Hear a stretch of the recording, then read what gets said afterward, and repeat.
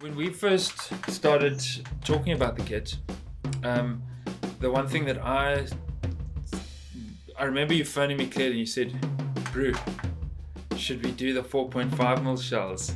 Yes. It's kind of like, it's a bit risky, it's a bit of like but should we do it? And I was like, yes. Yeah, because initially I was going to do the 6 like mil. 6, I was just going to 6, yeah.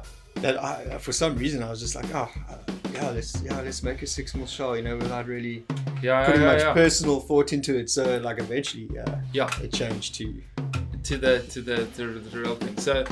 So the thing I want to like get explained in this video is what is it about a 4.5mm shell, and when I say vintage and I say these kind of things, what is the idea behind this kit for you? What was your thought of what kind of sound did you want to try and achieve, and what was about? Well, bro. Well, first of all, as I mentioned earlier, it was initially going to be a 6mm shell, which is also kind of relatively thin. Okay. But obviously not as thin.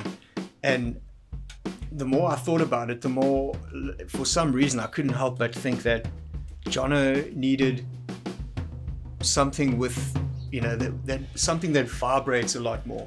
Okay. Something with more tone, for any near field application, you know what I mean? Like something good for the studio, close up with the mics, or right behind the kit, the response, the immediate response on the thinner shells, I thought was like it was going to be the way forward for you, just because of the way you play and whatnot, and the different environments you're exposed to when you're jamming. Like I thought that maybe and also for something personal, I thought it was just like it was going to go hand in hand, Jonno Sweetman and the 4.5mm, That's the vibe. Yeah, lots of resonance. Yeah. Fully, so I mean, I didn't know hardly anything about drums before we started talking and stuff. So the thing with thinner shells, as you say, you're going to get a little bit more resonance, but it's What is it about? Is it a longer note, or is it just a louder drum? Or it's a longer note, not necessarily a louder drum. Obviously, like the thinner shells, they're gonna give you more sustain. Like the resonance, it's gonna ring a lot more. Yeah. And you're gonna get a lot more tone. Whereas if you had to go something slightly thicker, then you start noticing that the mids will always kind of be the same, in general. Yeah. But you'll gain a lot more high end, like high frequencies. Yeah. The thicker you go. Okay. And also the thicker you go, the louder, the more volume you gain as well. Okay.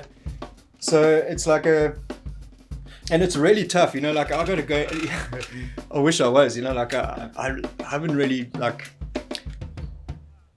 haven't gone into the whole the science of it all, and I don't have the machinery to read frequencies and Yeah. But obviously I just go by what I not really assume, but what I'm taught when I'm doing research on different builders, world-class brands, and I've just learned from them, really. Just learn and pick I the mean, best, what I dig about this is, this is your workshop. This is where the stuff got made. Right here, bro. This is in your garage. Beetroot Drum Company / garage. Which I think is amazing. And this drum is amazing.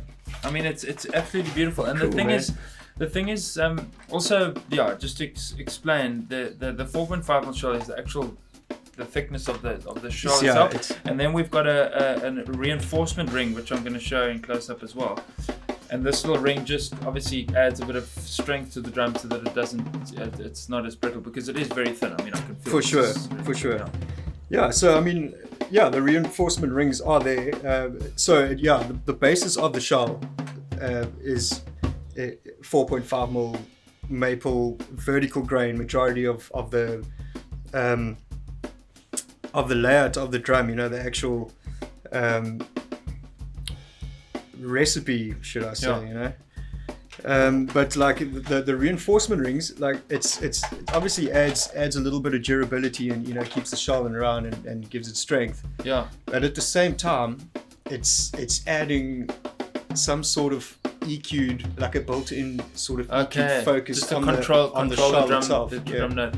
When I played it, I could feel there was this beautiful control. Actually, even though it was big and open, it wasn't like crazy open where I was like, where it's just fluttering all over the place. It was very focused and beautiful. And I mean, you'll hear on some of the footage that I got the other day in the studio, I just had 2 ribbon microphones.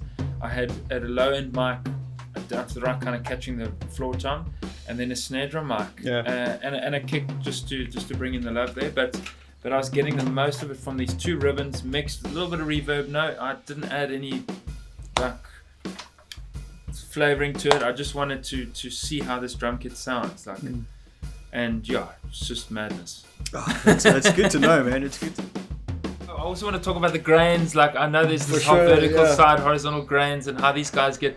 But we can go into depth about that some other time. But yeah, these drums are amazing.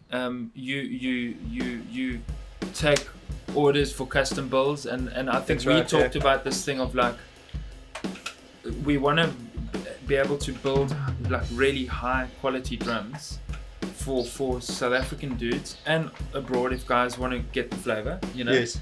But yes. also the thing about this which makes it special is that we can really hone in on some of these vintage specs that we really dig. Like, there's a whole resurgence back towards, well, there has always been a love for vintage drums that are a little bit thinner, drums that are a little bit more open sounding. Yeah. And we can do that. Like, We I can mean, do that's that. what you're doing. That's the beauty of it, you know. Like, because we got so many options. Like, there's so many woods we could work with as a basis of the shell. You know? Yeah, this is a maple. And this is a maple setup. But we also into the thickness. Well, the more available, like mahoganies and poplar woods, and there's other stuff, birch woods as well, which you've done snares with and stuff. This is your first drum. Before we go, this is the first drum you ever did. What is this? This is the first drum, man. This is mahogany. Okay. Actually called sapile. It's a crown mahogany. Oh wow.